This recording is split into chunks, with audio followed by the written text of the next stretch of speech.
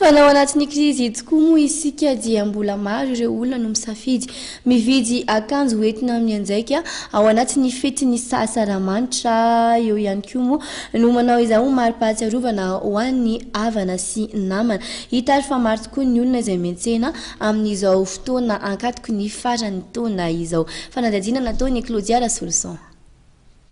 Amin'izao ankatoko ny fetin'ny faran'ny taona izao dia maro ireo mividy fanomezana samihafa atao fahatsiarovana ho an'ny tapaka sy namana sy ny fianakaviana. Na dia eo aza ny fahasahiranana dia tsy avela andalo fotsiny ny atsaramanitra.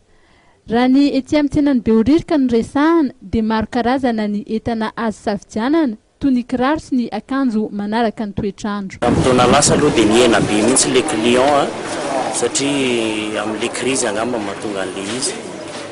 Ny etantsika zany dia be da be ny arrivage betsaka koa no voatery ohatra izany ohatra ny kiraro dia ny tennis sy ny complet sy ny chemise sy ny polo dia vaovao daholo. Rehetrarehetra ny antsika vaovao daholo ny entana. Tendance ny anay eto zany dia tendance le 2014 daholo no voatery reny daholo nanaovanay le style le sasany le swag ny sasany karazany BTP. Raha mianjaika manokana indray dia misy le classique dia misy le satiné zany le foentina le mariage le anona. Ny vidiny aloha ny ara-dalàna tsara mba hatsonjovina koa ny arakaraka ny toe-bolan'ny olona.